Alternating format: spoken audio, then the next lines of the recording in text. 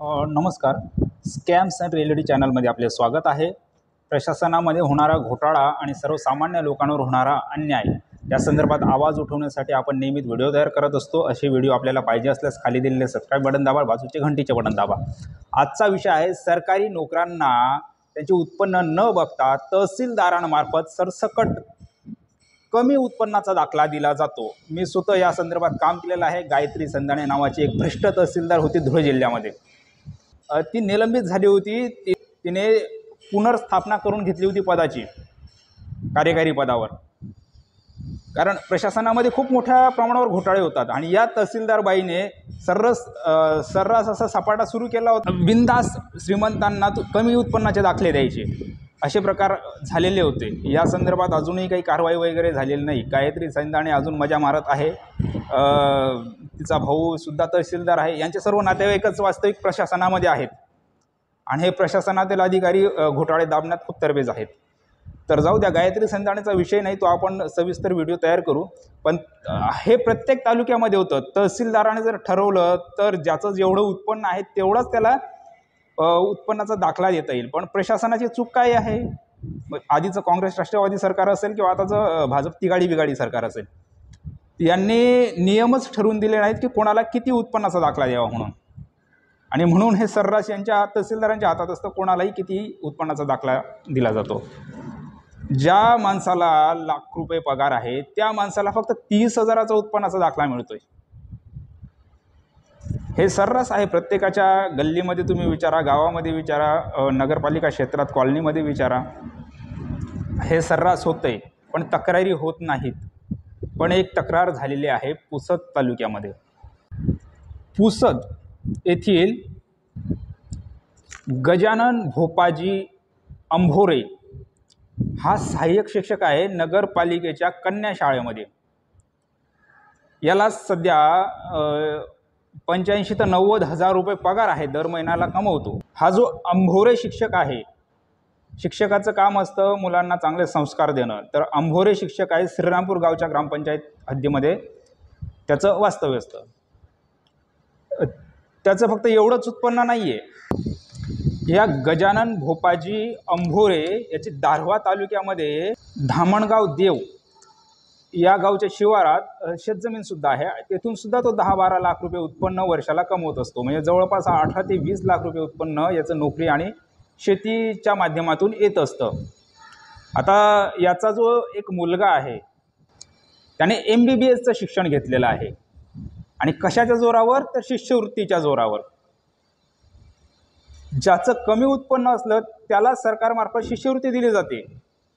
पण या अंभोरे शिक्षकाने, शिक्षकी पेशाला सुद्धा ही काळीमा फासणारी गोष्ट आहे, त्या अंभोरे शिक्षकाने काय केलं तर आपल्या मुलाच्या MBBSचा खर्च वाचावा म्हणून दुसऱ्याच्या शिष्यवृत्तीवर हक्क सांगून, एक प्रकारे असंच म्हणावं लागेल आपल्याला, कारण एका माणसाला जर शिष्यवृत्ती मिळाली तर दुसऱ्याचा ज्याला शिष्यवृत्ती मिळणार असेल त्याचाही हक्क हिरावला जातो एक प्रकारे. म्हणून त्याने खोटं कागदपत्र तयार केलं, खोटा उत्पन्नाचा दाखला मिळवला आणि त्याचं पूर्ण शिक्षण करून घेतलेलं आहे. त्याचं MBBSचं शिक्षण शिष्यवृत्तीच्या जोरावर केलं. 20 लाख रुपये वार्षिक कमाई असून सुद्धा.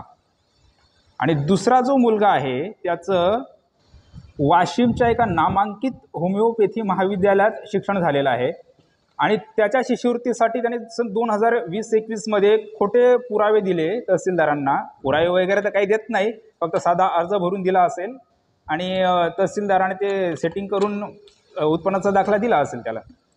तर फक्त 30,000चा उत्पन्नाचा दाखला हा शिक्षक माणूस, शेती ज्याचं उत्पन्न दर वर्षाला 18 ते 20 लाखाच्या घरात आहे, तो वार्षिक उत्पन्न दाखवतोय फक्त 30,000चं. हा प्रकार फक्त अंभोरेने केलेला नाही. असे अनेक अंभोरे राज्यामध्ये आहेत की यांना लाजा वाटत नाहीत की आपण एवढं कमी उत्पन्न दाखवून उत्पन्नाचे दाखले मिळवतात म्हणून. या दोन्ही मुलांचे शिक्षण याने याच प्रकारे केलेले आहेत. या संदर्भात एका सामाजिक कार्यकर्त्यांनी तक्रार दाखल केली. परत तक्रार दाखल केली, कुठं तक्रारी दाखल केल्या? तहसील कार्यालयात तर केलीच, पण पुसदच्या नगरपालिकेतही केली.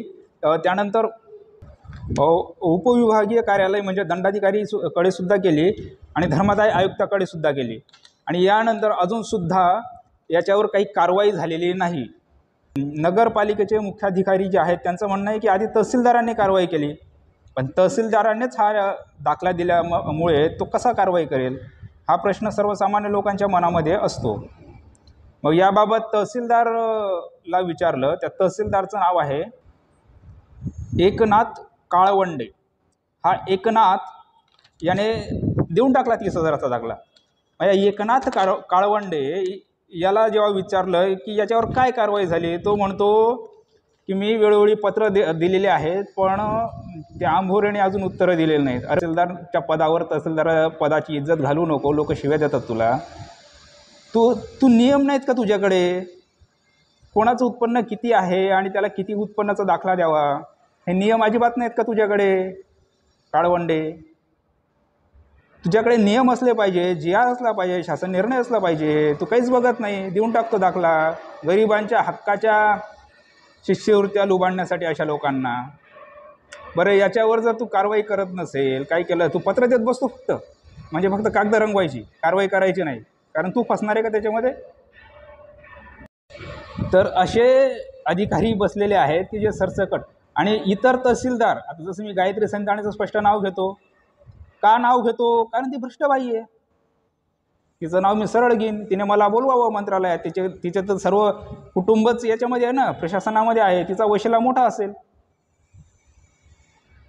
आणि तिने किती घोटाळे दाबलेले आहेत वगैरे. सामाजिक कार्यकर्त्यांना या गोष्टी माहिती असतात, त्यांच्याकडे काही ना काही पुरावे असतात. तिने बोलवावं. आपण सरळ नावं घेतो याचं कारण हे भ्रष्ट आहेत म्हणूनच ना. आपण चांगल्या लोकांचं थोडंच नावं घेणार आहेत. मी अनेक अधिकाऱ्यांनाही भेटलो, त्यांची नावं नाही घेत मी, कारण त्यांच्याबद्दल आपल्याकडे पुरावे नाहीत. म्हणून असे जे काही प्रकार होत असतील तर 80-90 हजार रुपये पगार घेणारे शिक्षक लोक स्वतःच्या मुलांच्या खर्चासाठी, त्यांचा उच्च शिक्षणासाठी सरकारकडून पैसे घेत असतील, खोटे उत्पन्नाचे दाखले मिळवत असतील, तहसीलदार त्यांना राजरोसपणे असे खोटे उत्पन्नाचे दाखले देत असतील, तर गरिबांनी काय करावं? ज्याचं मुळातच 50-60 हजार रुपये वार्षिक उत्पन्न आहे, त्या सालदारकी करणाऱ्या माणसाने, मजुरी करणाऱ्या माणसाने, त्याला तुम्ही 5,000चा उत्पन्न दाखला देता का हो? नाही देत ना.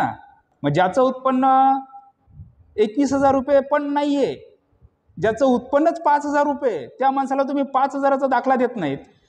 पण ज्या माणसाचं 20 लाख रुपये उत्पन्न आहे त्याला तुम्ही 30,000चा दाखला देता. हे किती नीचपणा आहे, किती नालायकपणे आहे. ज्या माणसाचं उत्पन्नच नाही, जो बेरोजगार फिरतो, जो म्हातारा आहे, जो अपंग आहे, अशा लोकांचं उत्पन्न काहीच नसतं ना. काय असतं त्यांना बिचारांना? 4-5 हजार रुपये वर्षाला कमवतात, कुठेतरी भीक मिळाली तर खातात, नाही तर नाही खात. अशा लोकांना उत्पन्नाचा दाखले देताना तुम्ही 21,000चा देता. म्हणजे त्याच्या उत्पन्नापेक्षाही तुम्ही 3 ते 4 पट अधिक उत्पन्नाचा दाखला त्याला देता.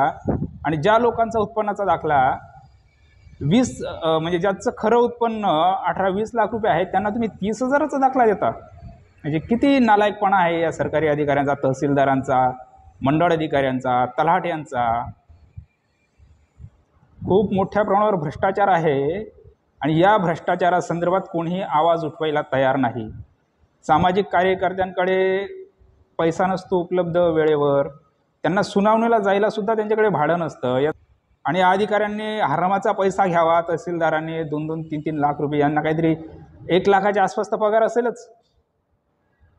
मग यांनी फक्त खुर्च्या तोडाव्यात, गरिबांना लुटावं, गरिबांवर अन्याय करावे आणि सेटिंग लावून अशा सरकारी नोकरांना, व्यावसायिकांना, मोठमोठ्या शेतकऱ्यांना कमी उत्पन्नाचे दाखले द्यावेत.